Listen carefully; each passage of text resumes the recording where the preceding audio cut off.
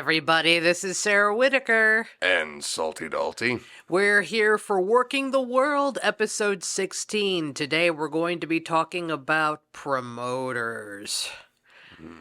And basically what made them great, what evolved their practices, especially from the territory days to the monopoly, and history of what they do now. Absolutely. So, well, how's your week been? My week, I mean, we've gone through the string of bad luck already. If we didn't have bad luck, we'd have no luck at all. I mean, we didn't mention it on the last show, but I mean, it's like we got our car smashed into by our neighbor. I got influenza. Your mother got double pneumonia. Yeah. You got we talked about the knee last time, so I mean... And that is coming along now. It's just a matter of trying to build stability on it because, like, I have to... With what I had, I have to force it to heal as opposed to let it heal because you need to, in my opinion... outside my scope of practice as a personal trainer, you need to force an injury to heal and expose it to stress. Otherwise, you won't get satellite signals to the injury area and, create the recovery process as much. It'll take like 3 times longer from what I've been told. So, but it is coming along. I'm able to get full range of motion on it. I'm able to put weight on it. I'm back lifting. I did box squats today with 2 plates on the bar with knee wrap on there. Did a couple of sumo pulls, some calf raises, just enough to kind of stress that knee area. So, but it's coming along. I'll get back in the ring soon. Sweet. Well, you'll be able to find us on your favorite podcast platforms as well as YouTube for Working the World 0240. Mm-hmm. So, our jargon of the day when it comes to promoters is draw. Mm-hmm. Could you tell us what that means? Well, we're not referring to like a time limit draw or anything like that, but draw basically means to be able to bring in money and, make a profit. So it's like, have you ever heard the term like he never drew a dime? Well, once I actually did draw a dime and I drew it perfectly round. I was sure to get FDR's head on there, and that was the only time I've been able to draw a dime. But all kidding aside, by the way, that I was throwing a little bit of shade on a certain promoter's kid that would go and accuse major stars of not being able to draw a dime. I saw that comment on YouTube, but I digress. But the ability to be able to take in money at the box office because there's somebody or a certain group of people or the whole card combined, people want to pay to see it. Simple as that. Mm-hmm. So basically, your star power and what you draw. I mean, for money-wise and fan base and merch and... I mean, do they put merch into draw? Absolutely. Alrighty. Because, like... If you want to take into account, like, there's multiple different ways to draw in wrestling. It can be at the box office, it could be off merchandise, it could be off TV revenue, it could be off of, outside advertisements, wrestlers getting, featured in there. Like, John Cena's been doing a lot of commercials lately for, like, Honda and, Hefty. He's done Sky Vodka in the past. So it's like being able to see him. It's like, hey, I know that guy. That's John Cena from WWE. Then they go back and see WWE on TV. It's like, oh, maybe see John Cena's on today, the guy I've seen in the commercials. So that's one way of being able to draw up being in movies. It's being able to get your name out there, get people to pay to see you, and bring that back to pro wrestling. Sweet. So I know the promoter, in the general sense, takes care of all the business side of... Yeah. That was pretty much your mother's job when we had LWE. Right. Takes care of the books, takes care of the payments, takes care of... sometimes they book, but not always. Well, I was going to say, usually how it works is that bookers become promoters before promoters become bookers. Like, for example, ECW.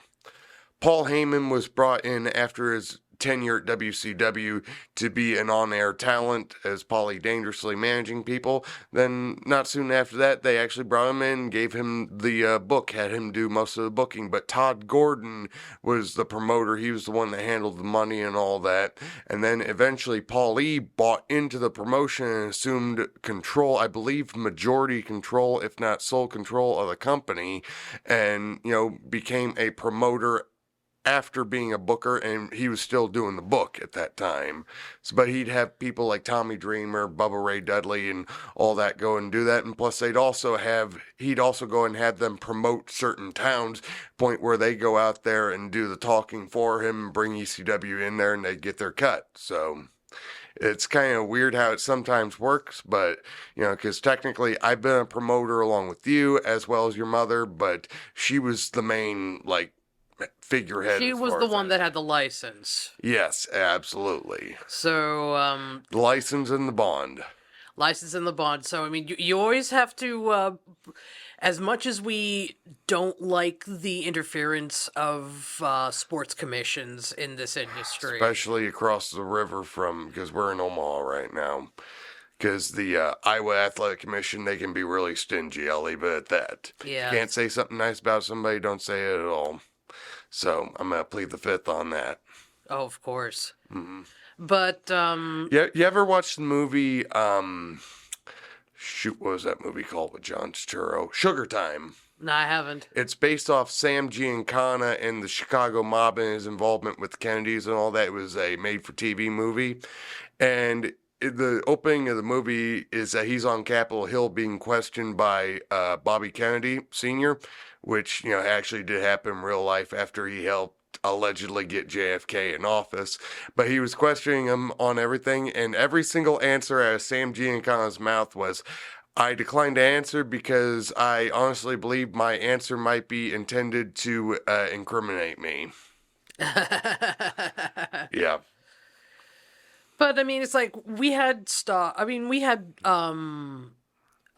paperwork that we needed to do. I mean, It's like we had to file for LLC. Yes. And we, Mom took care of most of the paperwork, God rest her soul, but... The legal stuff, the money, yeah, mostly. And you handled most of the media, I handled the book. Right. So, but we kind of went back and forth a little bit on the book. Like, you'd recommend things, I'd put it down, and then you do the media. I recommend this, maybe sit down. It's like, hey, maybe like this, maybe not like that. So it's kind of like a balance of power in that regard. Alrighty, so let's go into, the history of the promoter, and it's, the territory days, who would run it during the carnival days? Would that still be a promoter? Yeah, pretty much. I mean, it could be subjective. You could be the person who was running the carnival could be called a promoter, or maybe, because depending on how it was run, maybe an outside vendor would come in and do the wrestling to be able to draw money. So technically the guy who was the vendor could be called the promoter. It just kind of depended on how it went. But technically the carnival era was going until the 60s, even when the territory era was happening. So I've heard some stories about Harley Race working for Gus Karras in St. Joe, Missouri, traveling the carnival circuit around there, going and wrestling 300-pound farm men as a teenager and beating them. Sweet. So, let's go to the times when people were starting to legitimize it as a entertainment venue. Yeah, well, because they were actually trying to legitimize it more as a sports venue first. Oh, right. Because the territory days, everything was kayfabe, and every promoter, everybody had their own, territory. It was kind of like, unspoken word, you don't go and cross these territory lines and all that. And every promotion would have their own world champion, and pretty soon these guys started stepping on each other's toes, till finally in 1947 in Waterloo, Iowa, all these promoters got together for the most part, and it's like, okay, we're going to create our own national, I don't want to call it a... It was kind of like all the mob families coming together, recognizing, okay, we're the official mafia right now. These families are. You don't go and do crap with these families, otherwise you're going to pay the penalty. And that was kind of how the NWA was, because it was still being promoted as a legitimate sport as opposed to entertainment in those days. And for example, like Eddie Graham had Florida. I mean, much later on, but Sam Mushnick had St. Louis territory. Bulldog Bob Brown, Harley Race later on ran Kansas City, but WWF wasn't technically a part of that because of, I believe, tax reasons and all that, and plus he wanted to have his own world champion up in the Northeast, Vince McMahon Sr., and down in the our part of the country in the Midwest, for the most part, like the center states, like Nebraska, the Dakotas, Minnesota, Winnipeg, all that. Vern had AWA. So, but they were unofficially members of the NWA, but officially they weren't licensed to that for, I believe, tax reasons and commission reasons. But all these promoters got together and kind of forged their own styles on each of their companies based on the culture of the country, part of the country they were at. So who were some of the big movers and shakers in this time period? Well, are we talking NWA or in general? And let's start with NWA because that's the topic. Yeah, because that was mostly in the South, NWA was. I mean, well, the number one territory everybody wanted to go and work after a while was Carolina's Mid-Atlantic Championship Wrestling, or Jim Crockett Promotions. Let's see. Georgia Championship Wrestling was a pretty prestigious territory at the time when Jim Barnett got control of it. Let's see, Portland, Oregon was a good territory up in Portland, Oregon, run by Don Owens. The LaBelles were hot in LA, but they were unfortunately the first NWA territory to die because of financial reasons. Houston was a hot town, but it was its own little territory because Fritz von Erich mostly ran north and eastern Texas. The Funks ran mostly western Texas. Mid-South obviously became a hot territory after a while after Bill Watts bought it from Leroy McGurk, and it was Oklahoma, Mississippi, Louisiana, that area. But everybody said the easiest territory to go and work was Continental, and not a lot of people talk about that because it was kind of a out-of-the-way territory. It was Pensacola, Mobile, around that area. People loved going and working that territory because it was a territory where you got to be able to make a lot of money, have a really easy life. You worked every day, but you only worked within a small radius of the town, so the trips were easier. And plus, it was run by Ron Fuller, Colonel Rob Parker's brother, or Tennessee Lee. You might remember him from WWF. His brother ran that company, and he also bought into Knoxville, Tennessee, and ran that and got that back up and going. And then they actually had a promotional war with 5 of his guys. And I don't know if you heard about the Plan B video. Oh, yes. Where you have Bob Roop, Ron Wright, Cowboy Bob Orton Jr., Ronnie Garvin, and one other guy, I can't remember, Boris Malenko. They all tried to go and take territory in Knoxville, and then territory actually somewhat died after that until Jim Barnett actually went and paid them off, got them out of town, bought territory for himself along with Ron, and they started drawing again. So, but yeah, because they actually went and, for people who don't know, there were a bunch of what was known as outlaw companies in the territory days that would run opposition to these main territories, trying to bleed off their business. Like Memphis had one in West Memphis, Arkansas, across the river from Tennessee. So that was kind of, you had to protect your business.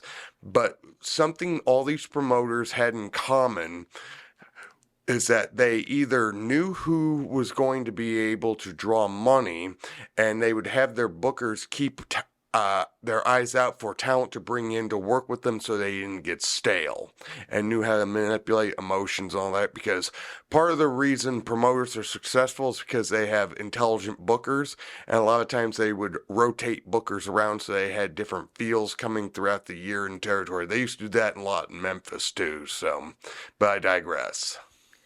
Alrighty, so for those of you who don't understand professional wrestling history, eventually Vince Jr. would come around and monopolize the territory with WWF at the time. Yes. And how did that affect promoters from the NWA and Killed them off. Killed them off. Kill him off, because the way Vince was, he was very ruthless with his business tactics, because he knew his production value was head above what these local, promotions were, or regional promotions were, because a lot of times with TV, he would always go and have a full house and have people like full arenas, well lit, look very prime time, very upscale.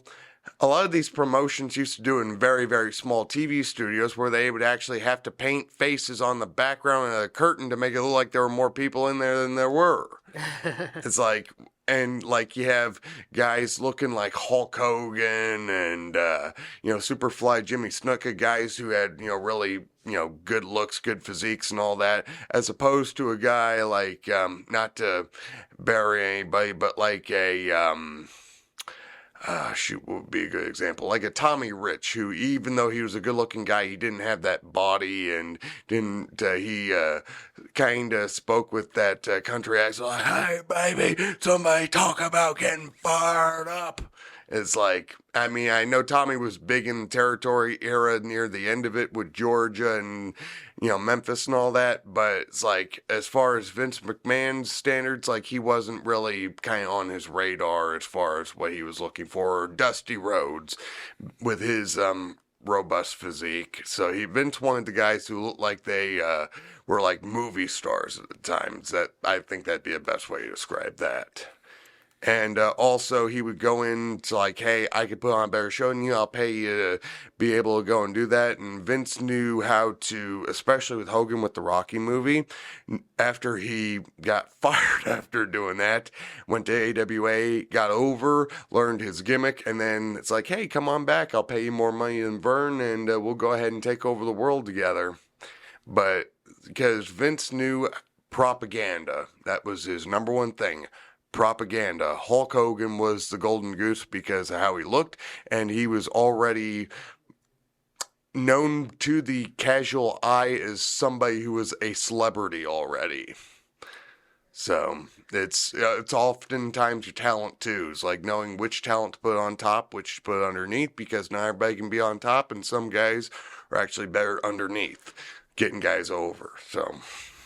So, what other aspects of Vince was he known for when he was as a promoter? I mean, other than his ruthlessness. Well, he had a good booker, or good bookers, I should say. He was able to bring in George Scott from the Carolinas, who, Dusty took over the booking in Carolinas after George Scott, and George was looking for a job. He actually bought Georgia from Jim Barnett and the Briscoes and gave Jim Barnett a job on the booking team. He also, of course, had Pat Patterson, who's a wrestling savant and just knew the business inside out and was extremely creative and came up with a lot of those angles at the time. So he had people that knew the business, or the wrestling side of it, and he handled more with going out there and doing business deals. But he's like, "Oh, promote Hogan, or promote Warrior later on."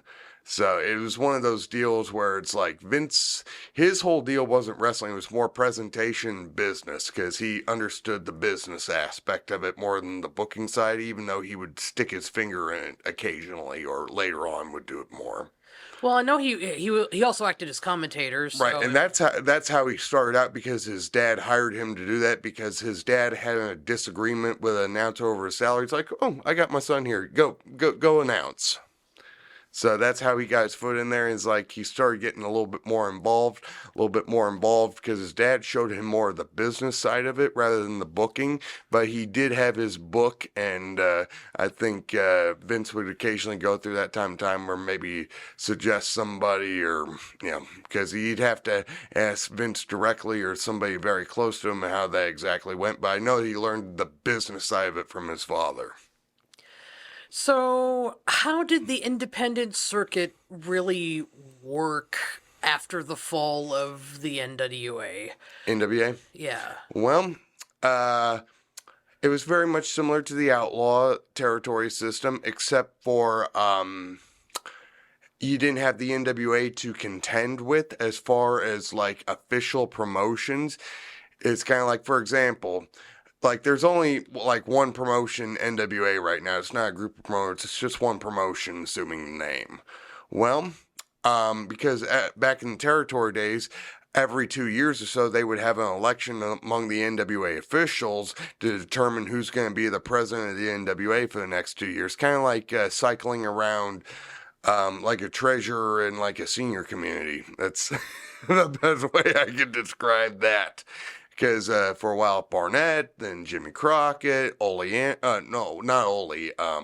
Well, because Ole worked for Jim Barnett. Sam Mushnick was president for a while, but all these promoters would take turns being president of the NWA and would have to vote on who's going to be champion, all that. NWA just became one company after that, after the territory system kind of fell and Jim Crockett got bought out by Ted Turner, and that became WCW, and it kind of became, like I said, one company. But you could actually go and have a promotion out right now and go and reach out to the NWA. It's like, hey, can I go ahead and have Trevor Murdoch as when he was champion, or as Rob Conway, or Tim, what's his name, who was champion for a while? But anyway, or Jack Stain, who was champion for a while. It's like, hey, can I get him for this date here to go and rub my town? You don't have to be an official member of the NWA. You can just go ahead and do that. Or Nick Aldis when he was champion, because Jason Strife did that at Magnum. So, Alrighty. So, let's focus on WCW and the rise of Eric Bischoff. Because, even though Turner owned the company, I mean, it was Eric that rose into power yes. As a promoter and president of the company. And what were some of his known aspects as a promoter? Well, let's go ahead and start his background. He actually started out in the pro wrestling business as an announcer for Vern Gagne and the AWA in the late 80s after, I believe it was Ken Renzick, allegedly got arrested for a DUI. And he was brought in to do some like promotional work originally. Then he got brought up as an announcer.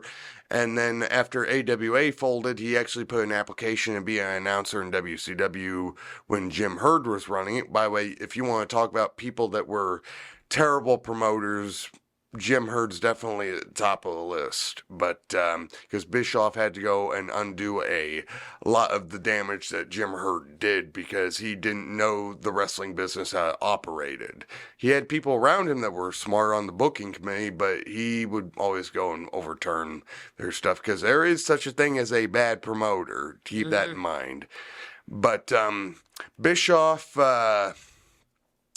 he came in as an announcer, and then over time he had different leaders in there in president of WCW, like Kip Fry after Jim Herd left. Then Cowboy Bill Watts came in, ran WCW for a while, and WCW didn't like the way that those guys were running things, especially Bill Watts, because he rubbed a lot of people the wrong way, because Bill Watts came in with the attitude that he's going to run roughshod over the company, and with the corporate structure of Turner, wasn't going to get over. So, because Bill was one of those old school promoters, he'd like get in people's face, pointing their fingers, maybe even lay hands on them if he wasn't pleased with what they were doing.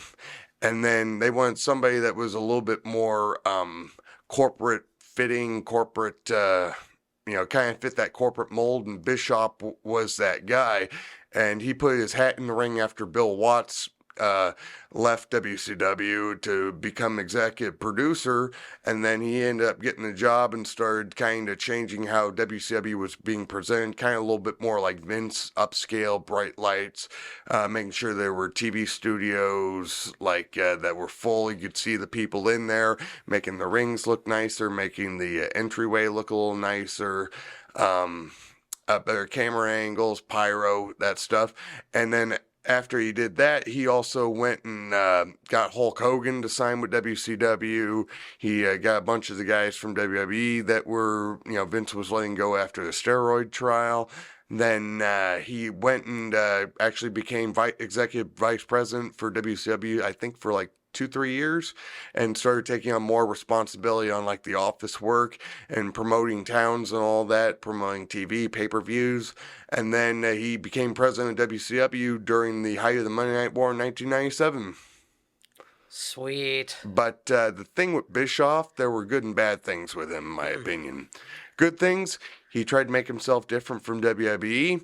He tried to take from their audience because they were kind of on a down slump a little bit as popularity, and he was trying to do the opposite of what they were doing. But by taking some of their older talent, he was trying to get some of the attention that was still the average wrestling fan on their products. Like, hey, we have the guys here that were over before, and WWE was working on getting guys over at the time. And also, he was very smart as far as like getting sponsorships and knowing how to get the right people to assist him with like the book and stuff like that. But he had visions of where he wanted to go, because number one thing you gotta have as a promoter is a vision and be able to follow through with that. Some of the bad things with Bischoff is that he was still a little bit inexperienced to the wrestling industry. I think a lot of times personally he might let his personal feelings somewhat get in the way of some things, and he would oftentimes be influenced too much by some of the other wrestlers that came before him that didn't really have the best intentions for the company, but rather for themselves. So I think, maybe he might have possibly, learned that over time, possibly not. I don't know who's to say, it's subjective, but WCW, that's why they say it had a rise and a fall, much like pretty much every other promotion in the world too. But in all seriousness, the number one promotion that has been able to rival as far as drawing money from Vince McMahon here in the United States, secondly, was Giant Baba and All Japan Pro Wrestling. Second popularity worldwide, second drawing ability worldwide, because they drew big time. And you can thank Giant Baba for that one, because he was a very smart businessman. He knew how to book, knew how to run his territory the way it would be accepted over there in their culture. Yet at the same time knew how to trend set over there to be able to go and let new people that they had never seen that were not native to their country come in and get over and be stars and work with their native guys. And he also kept himself out of the limelight as much as he could when he knew that he had to step away. And then when he did return, he always came back in situations where he could protect himself, but get other guys over that he was booking. So, like, he was really, really good at that. And then, unfortunately, he passed away, and his wife assumed control of the company, and that's when everything went down. But if you want to talk about some of my favorite wrestling in the entire world, All Japan. That was really good stuff. Well, how about this? Do you want to turn this into a 2-part series? We absolutely could. Yeah, because it's like we're out of time to talk about Japan and some of the outside promotions and whatnot, so let's make that the topic of next week. How's Absolutely. That sound? Well, I was also going to say what might be an even better suggestion as far as making that 2-part series. Do half of it maybe on a little bit of Japan, the wrestling war over there, kind of go in depth on that, but also go in depth a little bit more on the indies as well. Absolutely. Because that was kind of have to go indies, then go back and start, with the territories, then go to the indies, because that's kind of what it is today is that every promotion has its own town, except it's not regional wise, it's kind of city wise, and sometimes you compete with that. Alrighty, it's time to go home. Doggone it, all I have on me is a dime. I'm gonna have to draw later. Drop the dime. Uh-oh. Okay. And it's tails! I win. You didn't call it before. I'm just trying to be sneaky. Alrighty. Meet us on all of your favorite podcast platforms and YouTube at Working the World 0240. And stay classy and shoot the half. Shoot the half indeed. 'Cause I don't want